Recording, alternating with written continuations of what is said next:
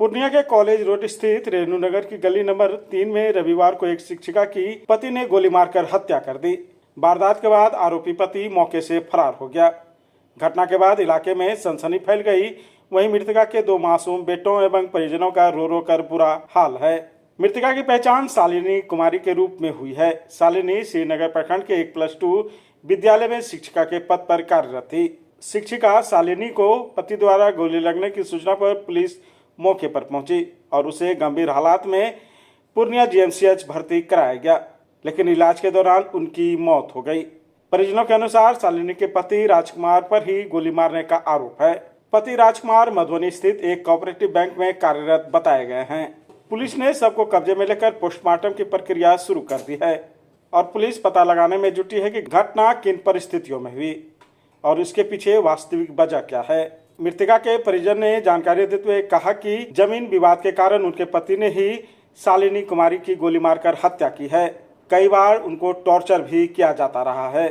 वहीं घटना की सूचना मिलते ही समाजसेवी जितेंद्र यादव भी इस पर कड़ी प्रतिक्रिया दर्ज कराते हुए कहा कि यह जघन्य अपराध है और जो भी दोषी है उस पर कड़ी से कड़ी पुलिस को कार्रवाई करनी चाहिए। मैंने कॉल किया था बच्चे सबसे बात करने के लिए, वीडियो कॉल किया था, ठीक है।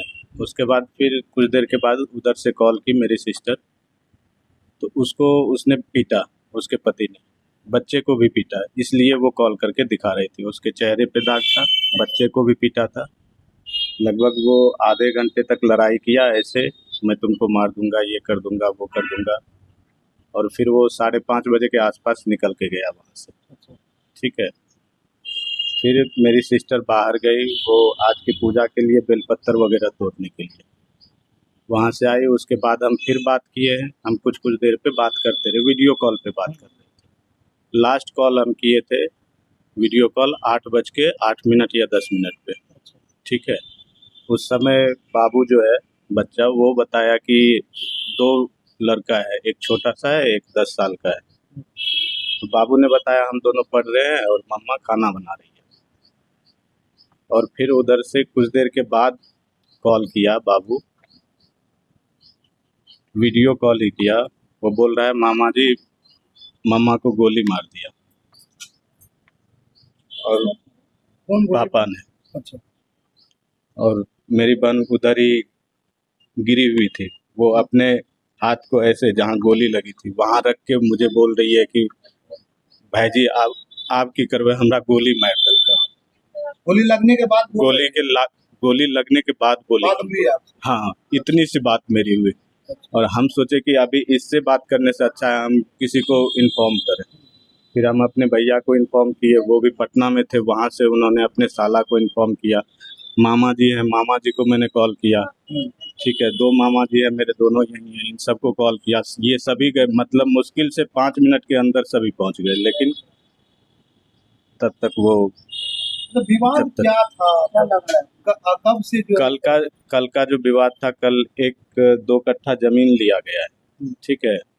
उसमें उसने कुछ पैसा दिया और कुछ पैसा सिस्टर ने दिया। कुछ नहीं, उससे ज्यादा पैसा सिस्टर का ही है, ठीक है। तो जमीन जो है इसके नाम पे है, मेरी सिस्टर के नाम पे। तो उसका कहना था कि मेरा पैसा वापस कर दो, ठीक है, नहीं तो तुमको मार देंगे, तुम्हारे खानदान को मार देंगे। तो हम वीडियो कॉल पे थे, हम बोले ऐसा कीजिए, इसके पास पैसा नहीं है, आप जमीन बेच लीजिए, आप अपना भी पैसा ले लीजिए और इसका भी दे दीजिए, ठीक है। आप कोई कस्टमर ढूंढ लीजिए, जमीन बेच दीजिए, दोनों अपना अपना पैसा ले लीजिए, ये सब करने की जरूरत नहीं है। कहाँ मिली?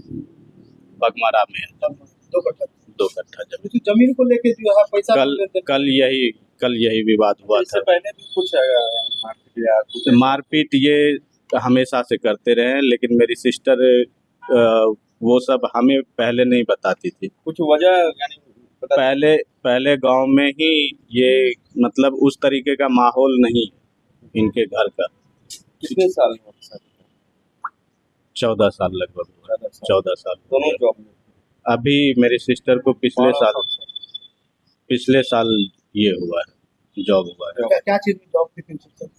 +2 में और तैयारी 3rd में। और जीजा जी क्या चीज में? वो कंप्यूटर ऑपरेटर है कोऑपरेटिव बैंक में। Computer operator. हाँ, अच्छा, कितने दिन डाटा एंट्री करते हैं ना। कितने दिन से जॉब में थे? वो शायद इसके शादी के बाद वो उसमें गए थे। अच्छा, डाटा ऑपरेटर। हाँ, प्राइवेट से थे डाटा।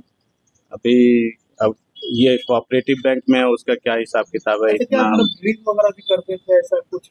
नहीं, इधर नहीं देखा मैंने, इधर नहीं देखा तो पूर्णिया उनको में ड्रिंक कब से वगैरह। पूर्णिया में लगभग 3-4 साल हो गया होगा। गोली जो लगी सर उसको बंदूक कहाँ से? ये सब पता नहीं है वो कहाँ से लाए। नहीं, मैं यहाँ से ट्यूसडे को गया हूँ, लास्ट ट्यूसडे को यहाँ आया था मैं। उस दिन तो ऐसा मुझे कुछ दिखा नहीं। पहले आपकी सिस्टर कभी शिकायत किया कि हाँ, शिकायत करते थे। बंदूक वगैरह के बारे में? नहीं, मारने पीटने का शिकायत करते थे। मारपीट करने का। हाँ, मैंने ये भी बोला था यदि साथ में नहीं रह सकते हो तो अलग हो जाओ, लेकिन ये आदमी ना उसको छोड़ रहा था ना जीने दे रहा था। आखिर दोनों जॉब में थे, संपन्न थे, फिर वजह ये मामूली सी जमीन पे ऐसा कैसे कर सकते? जमीन पे ही ये हुआ। अब जानकारी मिली है कि हस्बैंड ने ही वाइफ को गोली मारा है, जो काफ़ी जघन्य अपराध किया है। और ये कोई साइको बीमार आदमी ही ऐसे कर सकता है। कोई बात भी जो जानकारी मिल रही है, हम लोगों के पारिवारिक लोग हैं, छोटू जी की इनकी भांजी है, और माने बिना मतलब का एक शब्द में कोई बात लेके तू मैं हुआ। और वो पहले से पिस्टल रखे हुए था, या तो कोई अंदर से उसकी साजिश रही होगी कि मारना है, इस व्यू से ही। और मारा भी है जो कोई माने मारने के अथी से ख्याल से ही बाएं तरफ एकदम हर्ट की तरफ मारा है, जो एक बार में ही एक गोली से ही स्पॉट डेथ हो गया। तो निश्चित रूप से पुलिस को कार्रवाई करते हुए हम यही मांग करते हैं कि उसको स्पीड ट्रायल करके उसको जितना जल्द से जल्द हो उसको फांसी की सज़ा मिलनी चाहिए। और दो जो बच्चे हैं, उनके छोटे छोटे बच्चे हैं, जो काफ़ी, एक 4 साल के हैं, एक 9 साल के हैं, जो उनका आश्रित का जो ये है मुआवजा उनको मिलना चाहिए, दो छोटे बच्चे को। और उनके पारिवारिक जो ये दुख की घड़ी में जो इतना बड़ा कष्ट हुआ है, उसको हम ईश्वर से प्रार्थना करते हैं कि उनको दुख की घड़ी में सांत्वना मिले। वजह सर कुछ पता चल पाया है? आप लोग दोनों संपन्न थे, यानी अभी तक कोई वजह पता नहीं चल पाई है। जब तक उसको पकड़ाएगा नहीं, कोई मामला नहीं होगा, तब तक वो पता नहीं चल पाएगा। लेकिन ये पता चल रहा है कि ये कोई जघन्य अपराधी तरह से जो मारा है गोली, एक माने जो जानकार होता है जो अपराधी की यहाँ मारेंगे तो मर जाएगा, उस तरह से वो मारा है। ये गोली में ही हर्ट के तरफ मारा है और डेथ हो गया है। Aryabhatta institute of technical education. अब आप बताइए, आप आईटी क्यों कर रहे हैं? आईटी सेक्टर में गवर्नमेंटल एवं प्राइवेट प्लेसमेंट बहुत है। अभी आईटी की क्रांति है, सो मुझे तो यही करना था। तो यहाँ आर्यभट्ट में होगा मौलाना मजरूल हक अरेबियन एवं फॉर्च्यून यूनिवर्सिटी पटना से मान्यता प्राप्त जिले का एकमात्र पैरामेडिकल आईटी एवं मैनेजमेंट इंस्टीट्यूट है। क्यों ना मैं इसे ही चूज करूं? आर्यभट्ट यानी कि सही फैसला। थैंक्स टू आर्यभट्ट इंस्टीट्यूट, जिसने मुझे दिया कॉन्फिडेंस एवं आगे बढ़ने का हौसला। पारा मेडिकल कोर्स करें, नौकरी तुरंत पाएं। Contact number 7739023553। Campus office Kaptanpara near Durga मंदिर, पूर्णिया।